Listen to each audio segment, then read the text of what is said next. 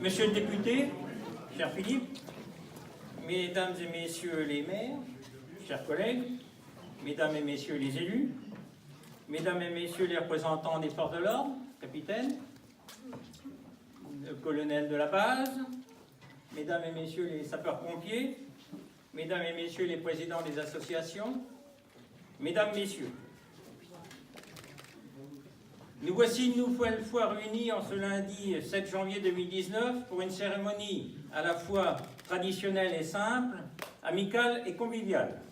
Une cérémonie, somme toute, à l'image de notre commune. Le bilan que je vais vous présenter ce soir est issu d'un travail d'équipe, d'élus particulièrement impliqués dans la vie de notre commune et de Philippe tout particulièrement. D'abord, un petit clin d'œil à Serge qui est parti pour un petit rendez-vous médical aujourd'hui et qui doit penser à nous actuellement. Il va bien. Bon, ça va. On pense à lui aussi. Après 2 ans de fonctionnement de la commune nouvelle, tout continue à se mettre en place.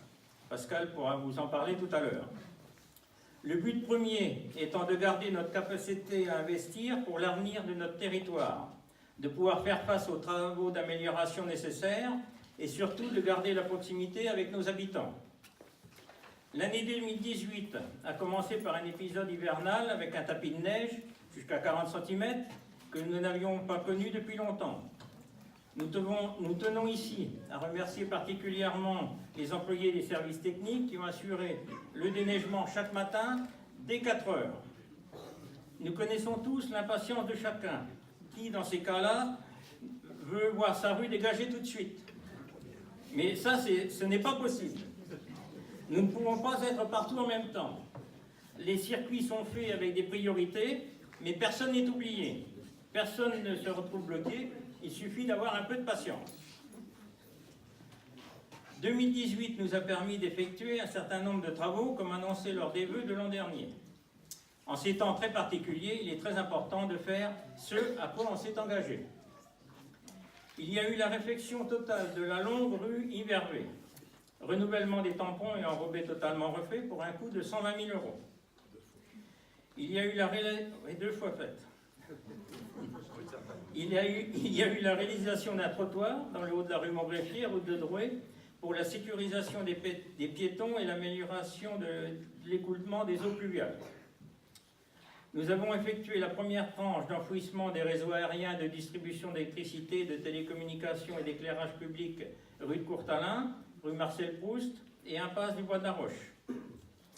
Le bitume a été fait dans tout le secteur de la Simonerie, la Hennebinerie, l'impasse des Champs, l'impasse des Frênes et l'impasse des Oiseaux qui ne nous avait jamais été demandée. N'est-ce pas, Claude? D'ailleurs, elle n'a jamais été inaugurée.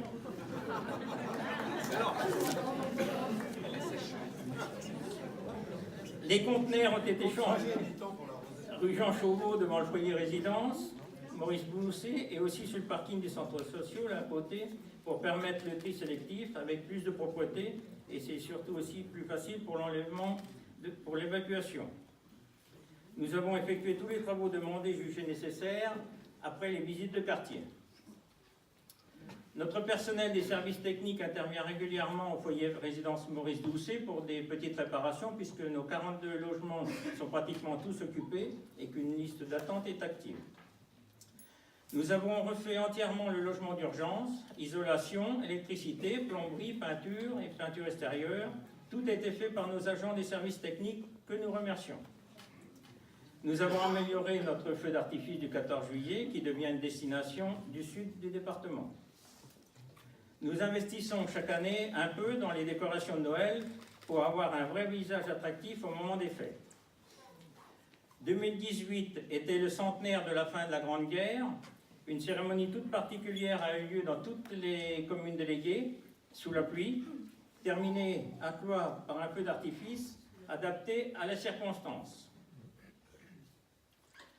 Sur le plan économique, nous avons l'immense chance d'avoir chez nous une vraie pépite industrielle qui est l'usine Vorwerk, fabricant le Thermomix connu dans le monde entier. Le directeur, il est là. Il est grand. On ne peut pas rater. La commission développement économique est en place, pilotée par Didier Ramboisé et Christian Hamé, la compétence étant maintenant à la Comcom du Grand Châteaudun. Elle a pour rôle d'accompagner les entreprises, les commerçants, les artisans, par l'aide au conseil pour le montage des dossiers du dispositif Audace Développement et Apprentissage, dispositif mis en place par Philippe au sein de la Comcom des Trois-Rivières avant. 8 commerçants et artisans bénéficiaient d'une aide financière en 2018. Il y a eu 5 dossiers Audace Développement pour Cloix-sur-le-Loir pour un total d'investissement de 42 150 € et 13 450 € de subventions accordées. 2 emplois ont été créés. Il y a eu aussi un dossier à Douai et un à Auteuil pour un investissement total de 20 000 € d'investissement et 5 900 € de subventions accordées avec la création d'un emploi. Quant à Audace Apprentissage, il y a eu 3 dossiers pour des apprentis à Cloix et 12 500 € d'aide accordée.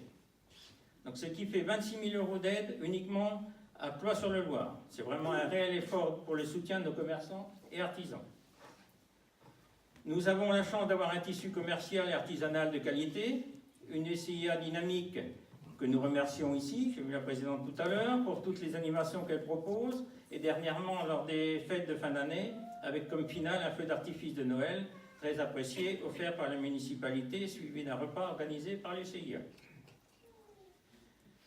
Cloix est aussi maintenant un village-étape, avec des panneaux annonciateurs sur la Nationale 10, ce qui peut que renforcer l'activité de nos commerçants.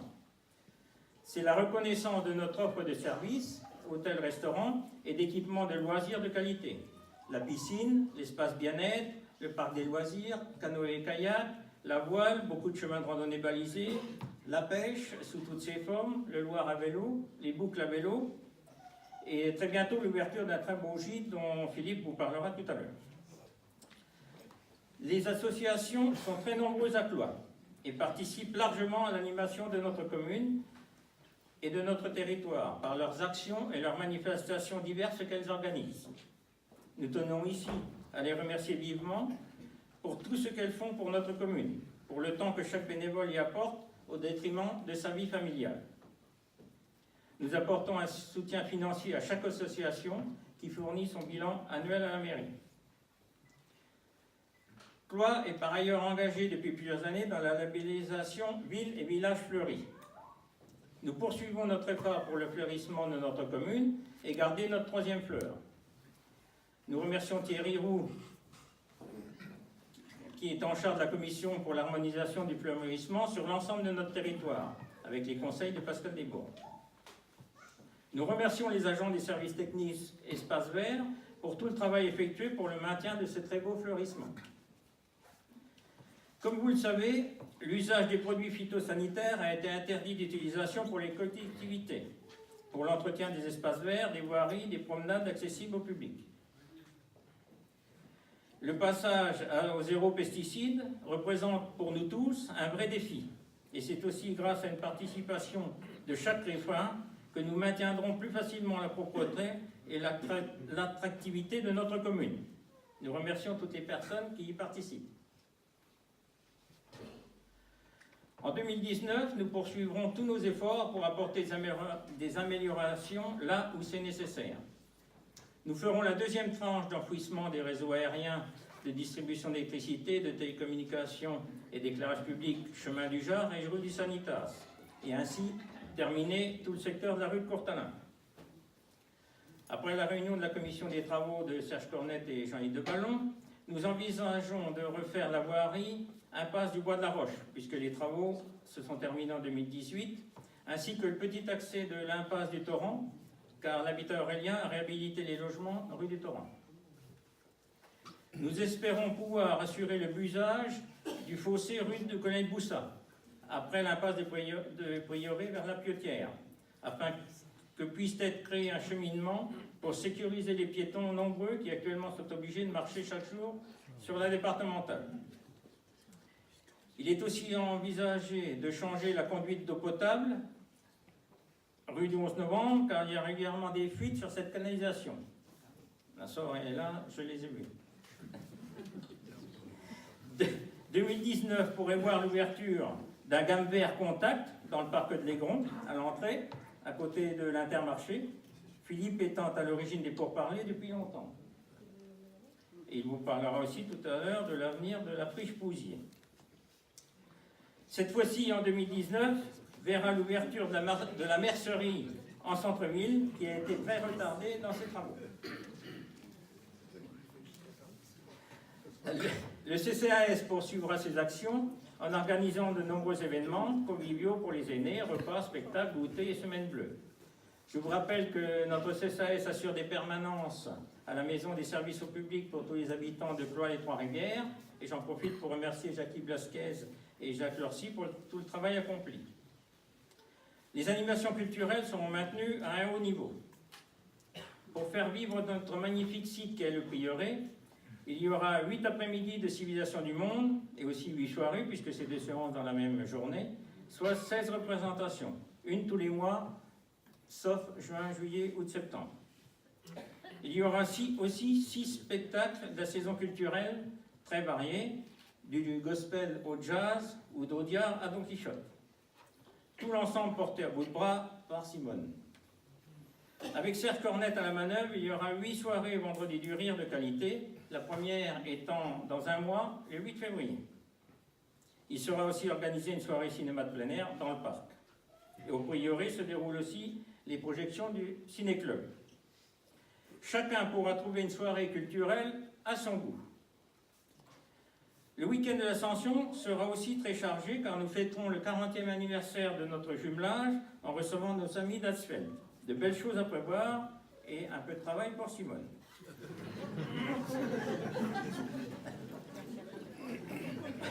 Au 1er janvier 2019, l'association des petites canailles, mise en place avec Dany Boitel et la municipalité il y a 15 ans, passe sous la compétence jeunesse, accueil, loisirs de la Comcom du Grand Châteauneuf. Il ne devrait pas y avoir de changement majeur pour les enfants et les parents.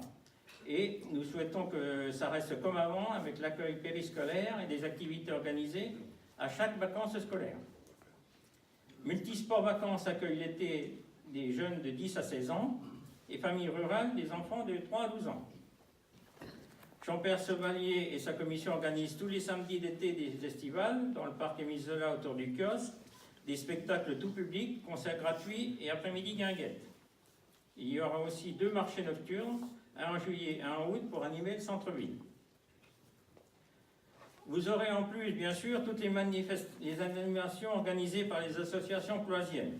Les soirées de théâtre, concerts de l'envol, le carnaval, un grand moment festif, la fête de la musique, améliorée, a-t-on appris depuis hier, le 14 juillet avec un petit plus aussi, les manifestations de fin d'année qui ne voudront certainement pas être en reste, plus les événements sportifs, cette année un trail en nocturne, mob cross, les tournois de foot, de tennis de table et bien d'autres. Bref, des événements régulièrement organisés tout au long de l'année pour animer et faire vivre notre cité.